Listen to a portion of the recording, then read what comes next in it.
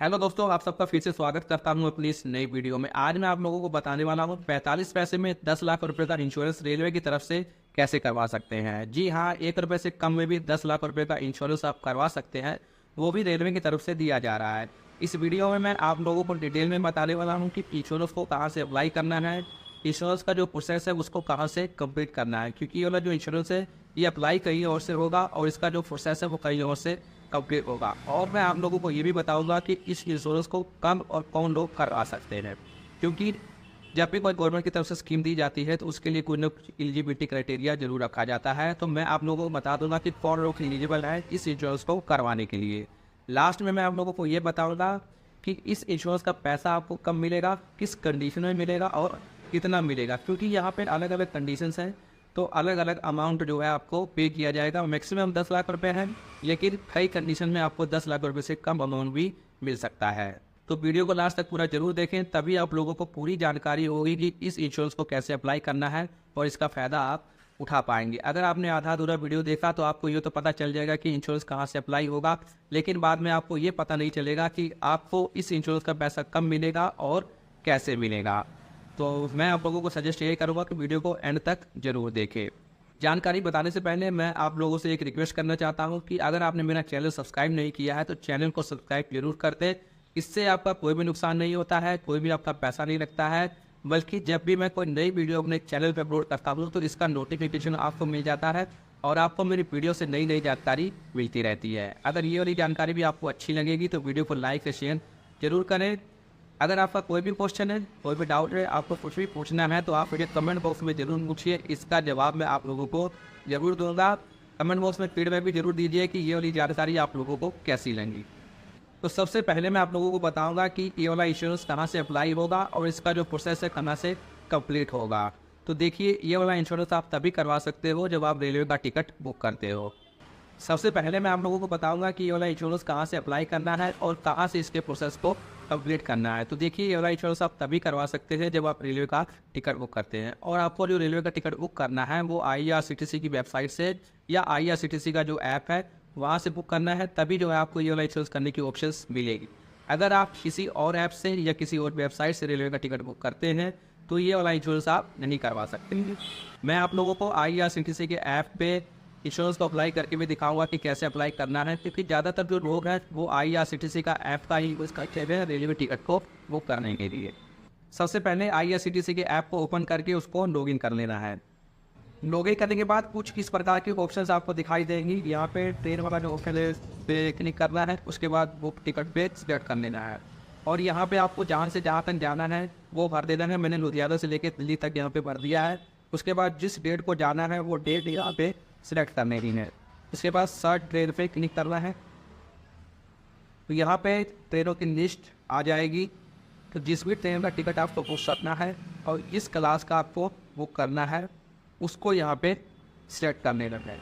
उसके बाद passenger detail पे क्लिक करना है और यहाँ पे आपको पैसेंजर की डिटेल भर देनी है। यहाँ पे पैसेंजर की डिटेल भर देनी है और जेंडर सिलेक्ट कर देना है।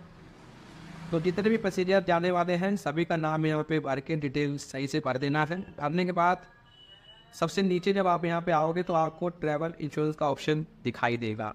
सबसे ऊपर येस है, अगर आपको इंश्योरेंस करवाना है तो आपको येस पे क्लिक रहने देना है। अगर आपको इंश्योरेंस नहीं करवाना है तो आप नीचे नो पे भी क्लिक कर सकते हैं, लेकिन मैं आप लोगों को सजेस्ट करूँगा कि आप ये ड्राइवर इंश्योरेंस करवाने की करिए। और यहाँ पे स्पेशली देखिए लाइन लिखा हुआ है ड्राइवर इंश्योरेंस 0.40 रुपीज़ पर पर्सन, मतलब 45 पैसे में ही ये वाला इंश्योरेंस हो जाता है। उसके बाद रिव्यू देने पे क्लिक करके आपको टिकट कर देना है। जितने लोगों की टिकट बुक होगी वो सभी लोग जो है इस इंश्योरेंस के लिए एलिजिबल हो जाएंगे और जो इंश्योरेंस का पैसा है वो टिकट के अमाउंट के साथ पे हो जाएगा।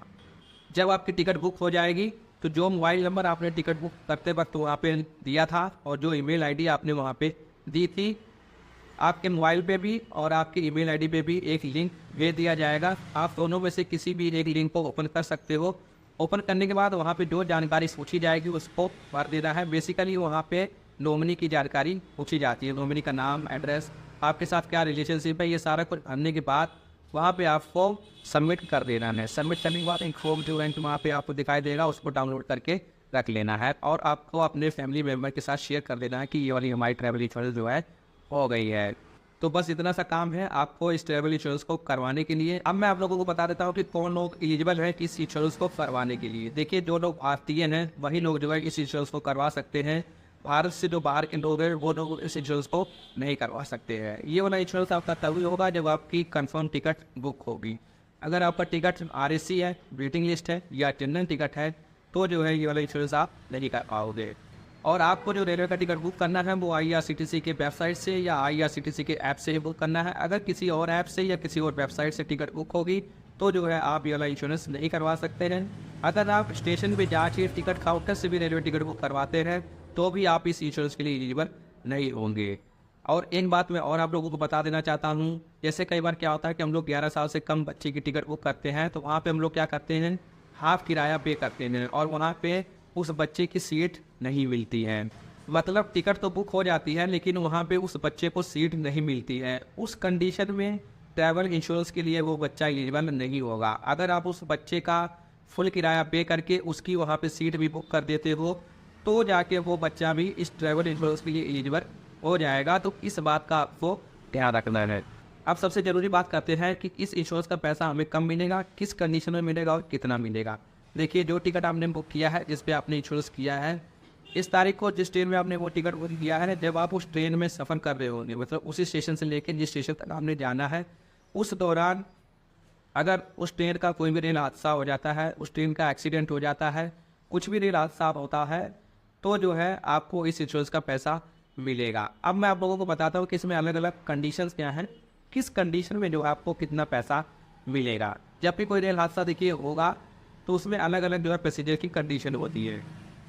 सबसे पहली कंडीशन तो देखिए यही होती है कि पैसेंजर जो है बिल्कुल ठीक ठाक होता है, उसको कोई भी एरिया कुछ भी दिक्कत नहीं होती है और वो अपने घर पे चला जाता है। ठीक है, उस कंडीशन में आपको कोई भी पैसा नहीं मिलने वाला है। उसके बाद एक कंडीशन होती है जिसमें पैसेंजर घायल हो जाता है, उसको कुछ इंजरी हो जाती है, उसको हॉस्पिटल में भेज दिया जाता है इलाज के लिए। तो उसका इलाज होता है और उसके बाद उसको घर पे भेज दिया जाता है। तो इस कंडीशन में उस पैसेंजर को जो है, मतलब उस पैसेंजर को या जिसका इंश्योरेंस है उसको 2 लाख रुपया दिया जाएगा। हम बात करते हैं दूसरी कंडीशन की, जिसमें पैसेंजर का हो सकता है कि एक हाथ कट जाए, एक उसका जो है आँख खराब हो जाए, एक कान खराब हो जाए या उसका एक लात जो है, एक टांग जो है वो खराब हो जाए या कट जाए, तो उसको हम बोलते हैं परमानेंट पार्शियल डिसेबिलिटी। अगर इस प्रकार के कंडीशन में पैसेंजर आता है जिसका इंश्योरेंस हुआ है तो उसको 7.5 लाख रुपया इंश्योरेंस कंपनी की तरफ से दिया जाएगा। अब बात करते हैं तीसरी कंडीशन की। इसमें क्या होता है, हो सकता है पैसेंजर का दोनों हाथ कट जाए जिसका इंश्योरेंस हुआ है, हो सकता है पैसेंजर का दोनों जो है कि लात कट जाए, दोनों टांग कट जाए या दोनों उसकी आँखें चली जाएँ या दोनों उसके कान चला जाए, तो उसको हम लोग बोलते हैं परमानेंट टोटल डिसेबिलिटी। इस कंडीशन में उस पैसेंजर को इंश्योरेंस कंपनी की तरफ से 7.5 लाख रुपया दिया जाएगा। चौथी कंडीशन ये है कि उसमें पैसेंजर का डेथ हो गया जिसका इंश्योरेंस हुआ है, तो उस कंडीशन में 10 लाख रुपये तो नॉमिनी को दिए जाएगी जिसको उसने नॉमिनी बनाया था। एक बात आप लोगों के लिए जानना बहुत ज़्यादा ज़रूरी है, इस इंश्योरेंस के पैसे के लिए आप तभी एलिजिबल होंगे जब कोई ट्रेन हादसा होता है, मतलब कोई भी ट्रेन एक्सीडेंट होता है तब, और उसमें जब आपको कोई दिक्कत आती है तब। अगर आप ठीक ठाक जहाँ से आपने टिकट बुक की है और जहाँ तक आपने टिकट बुक की है वहाँ तक आप पहुँच जाते हो और उस ट्रेन का कोई हादसा नहीं होता है, ठीक ठाक ट्रेन पहुँच जाती है, तो जो है आपके उस इंश्योरेंस की वैलिडिटी वहाँ पे ख़त्म हो जाती है। अगली बार आपको फिर से टिकट बुक करना है और फिर से जो है आपको इंश्योरेंस करवाना है। अगर आपको ट्रेन में पर्सनली कुछ होता है, मतलब आपको वैसे ही आप गिर गए या आपको चोट लग गई या कुछ हो गया, आप घायल हो गए, तो जो है आप इंश्योरेंस के पैसे के लिए एलिजिबल नहीं हो। तो बस यही जानकारी मैंने आप लोगों को दे दी थी। तो मैं आप लोगों को सजेस्ट करूंगा कि ये ट्रैवल इंश्योरेंस आपको जरूर करवा लेना चाहिए, क्योंकि आजकल रेल हादसे जो है बहुत हो रहे हैं। पिछले 1 साल में 5-6 ट्रेन एक्सीडेंट हुए थे जिसमें बहुत सारे लोगों की जान चली गई है, बहुत सारे लोगों का बहुत ज़्यादा नुकसान हुआ है। उस कंडीशन में कुछ लोगों को तो गवर्नमेंट की तरफ से थोड़ा बहुत पैसा मिल जाता है, लेकिन ज़्यादातर जो लोग हैं वो लोग अपना नुकसान करवा के बैठ जाते हैं, उनके घर का फैमिली मेम्बर चला जाता है और उनको कुछ भी नहीं मिल पाता है। तो अगर आप ये इंश्योरेंस करवा लेते हो, सिर्फ 45 पैसे का है, तो आपके लिए बहुत ज़्यादा फ़ायदा है, आपके घर वालों के लिए बहुत ज़्यादा फ़ायदा है। तो जो बेसिक जानकारी थी इंश्योरेंस के बारे में वो मैंने आप लोगों को बता दिया है। अगर आप लोगों को और ज़्यादा जानना है तो मैं डिस्क्रिप्शन में जिन इंश्योरेंस कंपनियों का रेलवे के साथ टाई अप हुआ है, उनकी वेबसाइट का लिंक और उनका टोल फ्री नंबर वहाँ पे मैं दे दूँगा।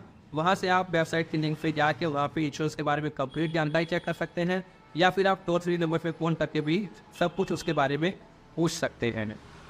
तो इस वीडियो में बस इतना ही। अगर जानकारी अच्छी लगी हो तो वीडियो को लाइक शेयर, चैनल को सब्सक्राइब जरूर करें। फिर मिलता हूँ एक नई वीडियो में एक नई जानकारी के साथ।